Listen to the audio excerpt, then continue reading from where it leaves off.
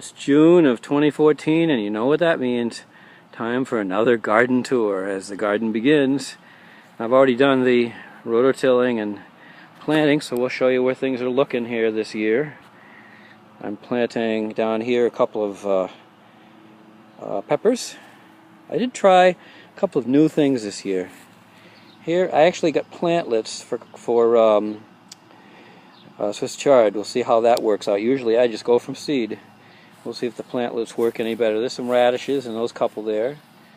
And in these couple here are the beginnings of both orca.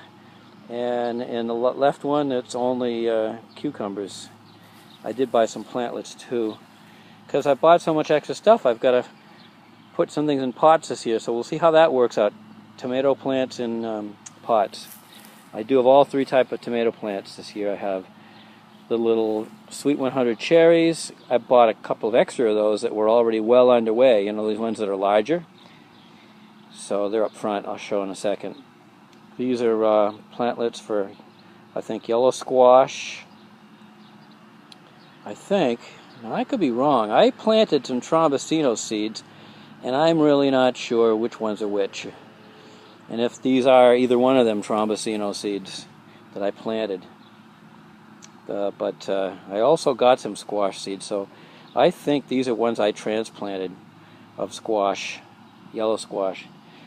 So anyway, two more tomatoes. Along this whole wall here, pole beans, Kentucky Wonders.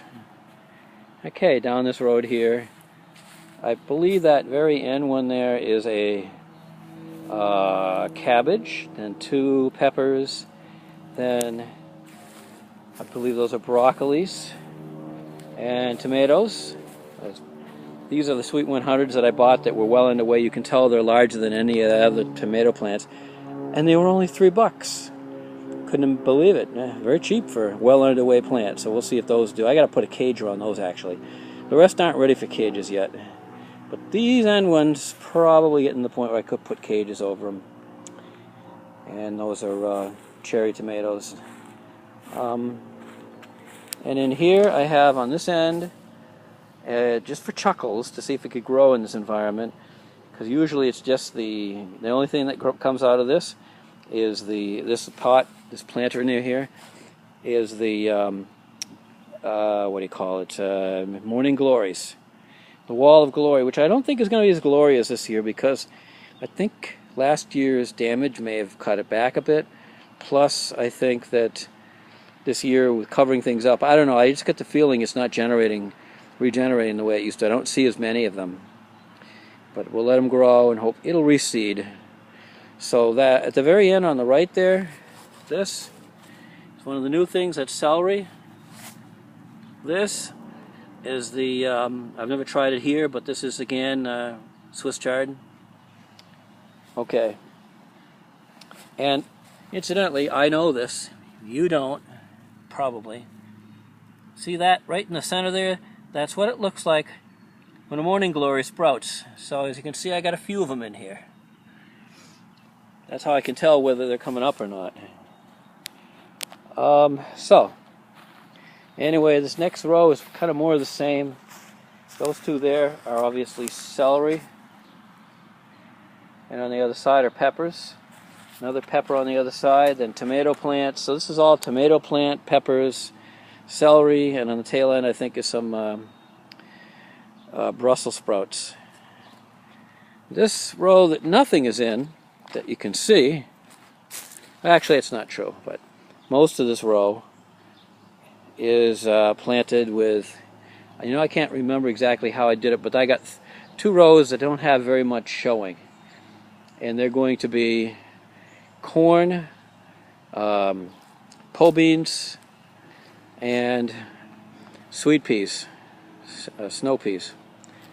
If we look down at this end, oh yeah, this I didn't spot. But obviously the woodchucks that are here are getting in. I wasn't sure. There can be no doubt when you see this. I don't know if this shows up or not. I got it in there. I'm not sure if I'm getting it. I can't see. The sun is so bright that I can't see what I'm photographing, but that's the nubs of these plants. There's 6 of them here, all eaten down to the nubs. That would be, oh, actually these are broccoli. Holy mackerel. That's right, they like broccoli too, so they've eaten every single one of the broccolis. They like broccoli, they like Brussels sprouts. What was this here? These were lettuce, but this didn't make it. Now the lettuce I planted didn't do too well at all. So that's a failed experiment. The celery seems to be hanging, but I don't know if it's going to taste any good. So little by little, I've decided what I'm going to do is get some cages. This row here was all tomato plants. Pretty much immune to the woodchucks. This is what I want to do, only I want to do it bigger. I want to put my plantlets in again. I'll buy new plantlets, and I want to get a cage and put it over and see if that's enough to keep the critters out. If it turns out that doesn't even do it, then what can I do? I'm screwed. Mother Nature's pretty sweet. I can put the cages on, I can weight them down with some bricks and stuff and hope for the best. But that might be enough to allow the plantlets to get way towards full grown a lot further. Eventually they would outgrow the ability of the cage, and I'd have to take the cage off and hope there were no woodchucks around. I'm going to put the trap out, and I'm going to put some broccoli and some melon in it. Some Brussels sprouts if I can find some, but I think they like the leaves, not the sprouts. So it's the greens they like. So I think it's broccoli greens. It's all greens that they're looking for, and I don't have a lot of that. So I'm going to have to take some greens, put it out here. I heard that they like melon, so that's what I'll be putting a bunch of different things. See if we can trap them one by one. They're doing more damage than just to the garden parts, though. Look at here. These are Jerusalem artichokes, and I don't know if you can see it, but the tops are nubbed off of all of them. Tons of them. I'll probably dig those up for the tubers and eat them. I needed to cut them back anyway, but they are slowly basically screwing these things to hell by eating them too. So essentially I just got to kill or remove the critters. Now, I don't know of any gardeners that have any love lost for these, but Judy doesn't want them killed. And she didn't want them trapped because there was babies. That would have been a pity, to take the parent away and the babies, there wouldn't be any more left. I wouldn't have to trap the babies. Just let them. Of course, they might do just fine without the parent, and then I'd have to trap them too. Anyway, that's the garden tour.